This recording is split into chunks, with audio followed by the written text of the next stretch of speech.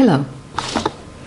I'm going to talk today about one of the papers which actually made impact on my work, and it is done by a group of researchers that I partially know from Italy, and they actually established for the first time the clear connection between one of the biological or electrophysiological biomarkers that we are also working on and some of clinical symptoms important in depression. So let's begin. One of the things that can be extracted from my previous work and what I talk here on my channel is that if you want to really find a novel approach to better diagnostic decisions and treatment of the depression, you should include electrophysiological data in what you do. And basically, we know for quite a long time now that depression has something to do with aberrated heart dynamics.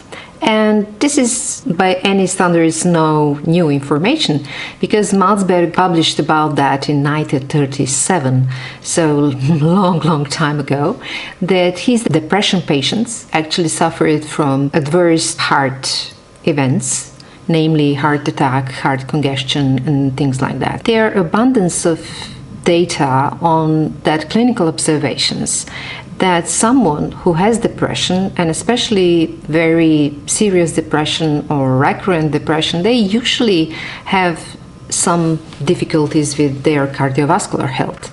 And many researchers in psychiatry, psychology, electrophysiology try to analyze that and to find the connection. But one of the seminal papers that really shook me was coming from the field of cardiology, not from the field of psychiatry or psychology. The thing is that by today's understanding and recommendations from WHO, depression is the most prevalent psychiatric disorder, and this is the first among psychiatric disorders. This is the first cause of working disability for many people worldwide, and you can find information about that in the publications of WHO from 2017, 2018, and in 2018 actually they forecasted that before 2030 it would become the first cause of working disability, not in Europe, but worldwide. And similar publications pop up in last couple of years, but you know, you cannot go and do retrograde studies about the numbers and prevalence while this period is not over. So we still don't have exact data on that. But I think because of the contribution of pandemic and mental health issues which risen enormously during this period of crisis, depression is probably overshooting those targets set by 2018. I know that in some countries, for example in Canada, once a person has myocardial infarction and he just gets out of intensive care, that person is immediately screened for depression. Why it is so? When you look in the prevalences, the numbers, and the actually broad statistical analysis that the World Health Organization is giving in yearly reports and forecasting and recommendations, you can see that number one of deaths worldwide is still cardiovascular diseases. And when we are looking at the work disability field, depression is already the world numbers one. So what happens when those two risks combine? It is really detrimental, and an eye-opener for me was the publication from 2016 by Dhar. They actually wrote that they try to compare the fields, and they calculated if a person who already has myocardial infarction and on top of that had depression, actually according to the data that we know, has probably only 6 months to live. If people who are working in psychiatry are not aware of it, or they simply didn't read the information coming from another field, they should be, and they should update their knowledge about other comorbidities in their patients. So when we are talking in psychiatry and the current way how they make diagnostic decisions and how they tailor the treatment decisions for every patient is very complicated and depends a lot on in which country you are and based on that particular clinician, because he relies heavily on his experience and his impression and what patients report. And all of that is pretty much subjective, but not objective. So if we look in medical science as a whole, majority of disciplines are relying on objective-based measures, which psychiatry is not following.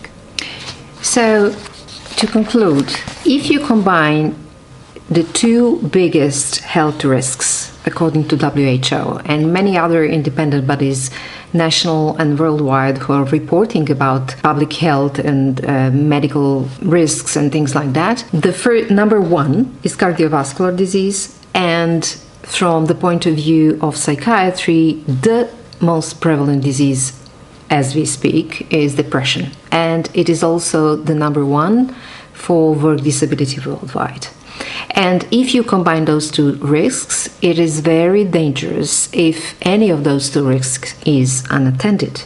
So this is basically what my colleagues and I are trying to do and advocate for, that in psychiatry patients, and especially patients who are diagnosed already with depression and anxiety, their cardiovascular diseases risk should be attended, because in a nutshell, although they are suffering from debilitating disease, which are making their life miserable and prospects of recovering very bleak, the thing is that they're not dying of that original disease. They're usually dying from adverse heart event. And why is it so? I'm not going to go in detail. This is going to be a subject of a completely different video. But the thing is that scientists who are working in the field of neuroscience and psychiatry, psychology and physiology, and basically in that psychophysiological link, they know already for quite a long time. As I mentioned, the first publication on that subject was published in 1937, so long time ago.